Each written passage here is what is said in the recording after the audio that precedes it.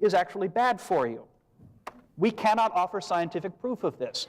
If Dr. Hovind were to offer $250,000 for proof of the germ theory, he'd be able to hang on to his money for a very long time.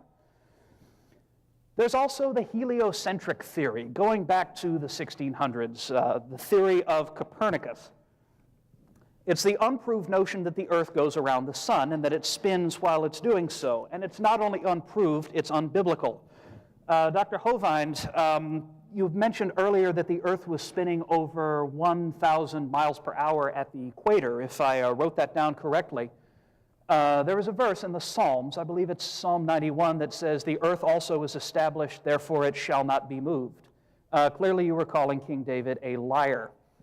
And your tax dollars are being used to defend this preposterous notion that the earth actually goes around the sun and that it's round. There is actually a group of biblical flat earthers based out of Lancaster, California, with some very interesting information on the web, and this is not being presented in our astronomy classes. There's more. There's this unproved notion called electromagnetic theory that is being taught as if it were fact to our engineers and our physicists and our electronics technicians that supposedly explains electricity and magnetism, but it's only a theory.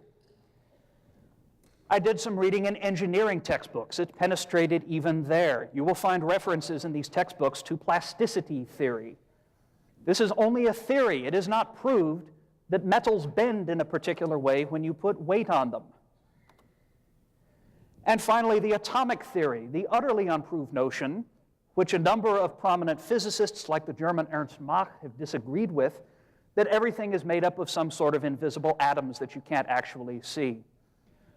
Our architects and our engineers are being victimized by only being taught one version, by not being allowed to, by being forced to use plasticity theory, by being forced to use this mechanical, unproven notion when they design bridges and buildings, for the very picayune reason that the bridges and buildings would fall down if they didn't. That's not good enough reason.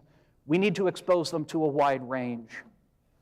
Just an example, a so-called educational website on disease clearly mentions the germ theory of disease. Not proven, not fact, merely a theory. Yet our medical schools indoctrinate thousands of doctors each year with the unproven notion that little living things crawling around in the air can make you ill. Germ theory, germ theory.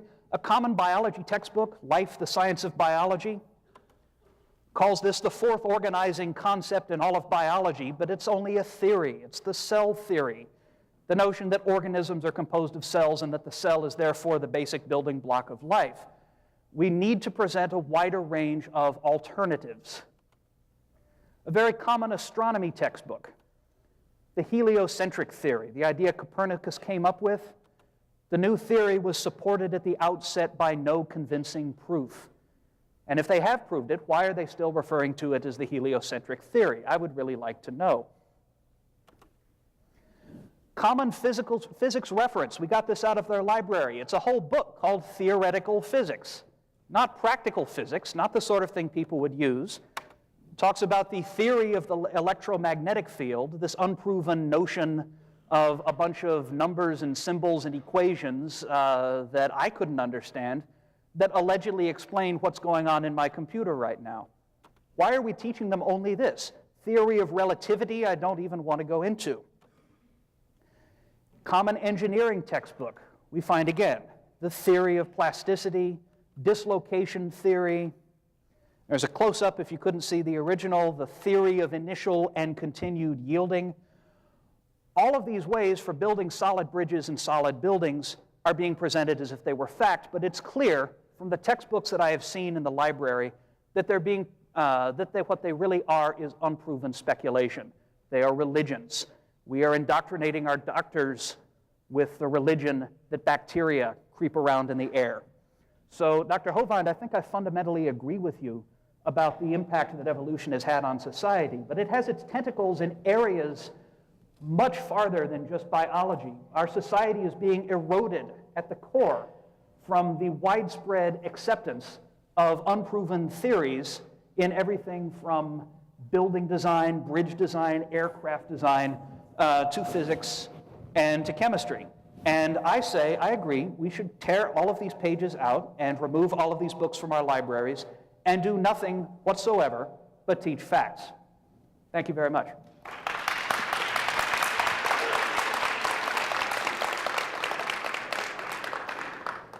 All right. I can't remember the name of the fallacy for what you just committed for the logical thinking, but you're trying to include evolution with these other things to try to make it appear that they're the same. I'll have to go back and look up the name of the fallacy in the logical process.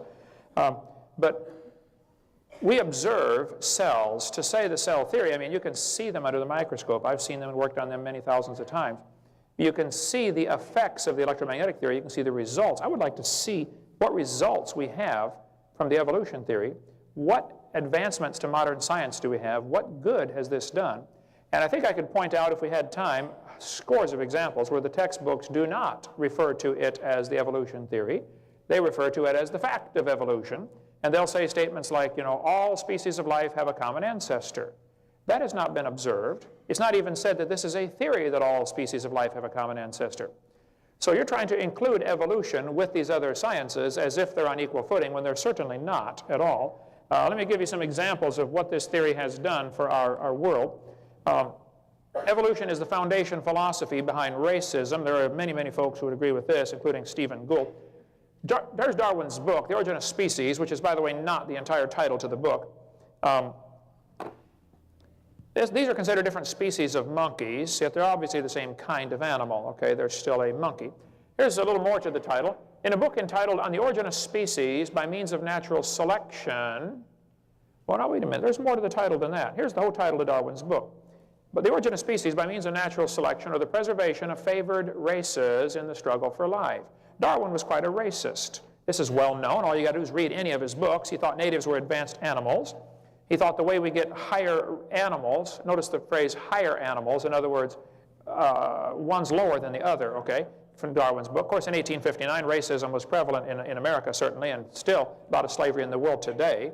But slavery was common. Henry Fairfield Osborn, who testified at the Scopes Monkey Trial, 1925, Dayton, Tennessee, he was the curator at the American Museum of Natural History. He said, the standard of intelligence of the average adult Negro is similar to that of the 11-year-old youth of the species Homo sapien. He was quite the racist. Stephen Gould at Harvard University said, biological arguments for racism may have been common before 1850, but they increased by orders of magnitude following the acceptance of the evolutionary theory. So I think this theory we're teaching the kids certainly is a pseudo-scientific justification for racism. Thomas Huxley, the man who really promoted Darwin, said, no rational man cognizant of the facts believes the average Negro is the equal, still less the superior, of the white man.